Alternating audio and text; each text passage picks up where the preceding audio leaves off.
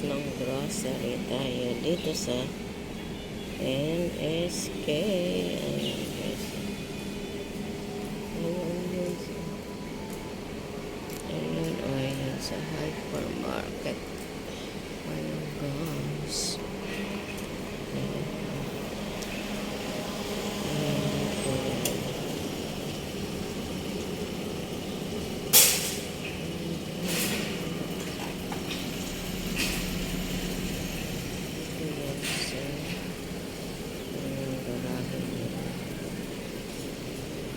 Ayan, sa labas. Ayan, ayan na guys.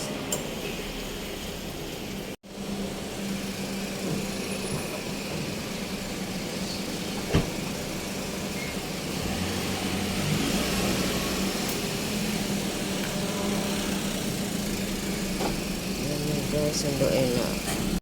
Ayan na guys, yung pinamili ko sa supermarket. Ayan o. Bigat guys. Ayan for 105 days yung pang merienda, lunch. Ayan o guys. Ayan o. Itlog. Isang tray. Ito yung bili ako ng isda. Ito. Saka itong manok na 3 piraso guys, ano siya, 50 plus ringgit. Ayan guys, so mga veggie, ayan, yung bread, pang merienda, dalawa, ayan yung pao, ayan guys, oh, mayroon yung pang ano guys, pang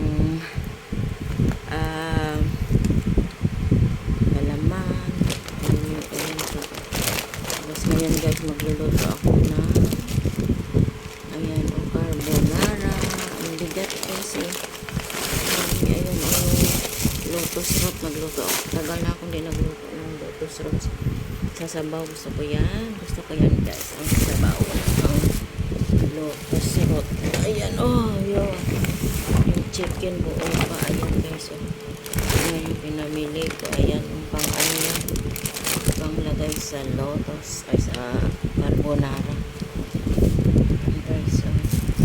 Kasi yung carbonara lalagyan ko yan ng dapat ano siya, diba, cream, mahal yun, kaya naggawa ako ng alternate, yung ano na lang, yung milk na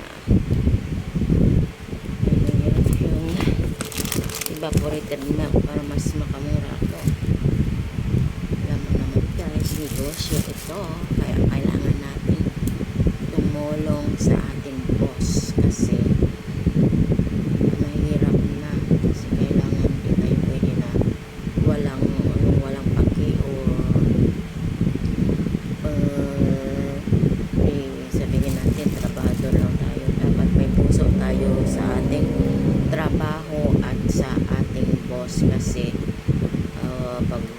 siyempre pag walang lugi negosyo, paano naman, kawawa naman yun, diba, saan kukuha ng pang sahod sa atin na mga worker. Ayan guys, ayan yung sambal, ayan yung isang tray na itlog, ayan guys, balik-balik na. Ito guys, sarap yung ano, yung cream sweet corn flavored cream bun, masarap, gusto rin ng mga bata. Yan yung ano, yung hinapay, palaman ko mamaya itong chocolate, yung gardenia pa na chocolate ito. Mahal din guys, alam mo yan o, 15 ringgit. Gusto yan ng mga bata kasi minsan kailangan natin pagbigyan yung mga ano, yung mga estudyante kasi customer yan diba?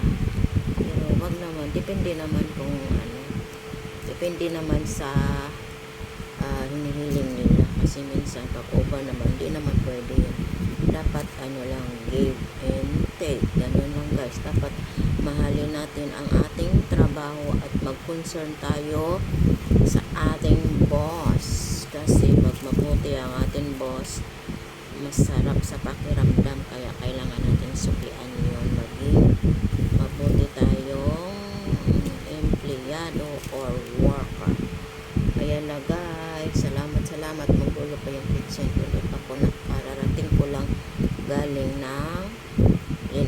palengke, ayan, yung supermarket.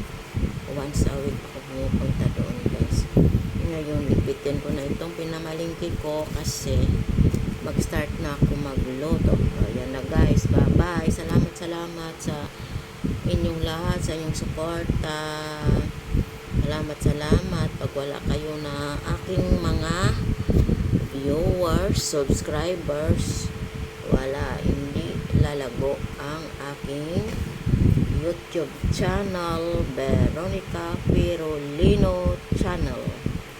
Salamat guys. Sana manood kayo at pag mag-skip ng ads, guys, kasi yan yung dyan kami kikita ng mga YouTuber sa ads. Pag na-skip yan, walang ads, walang bayad. Thank you guys. Salamat. Mag-prepare na ko, guys. Ayan na, guys. Magulo ko yung shell ko. Salamat. Bye-bye.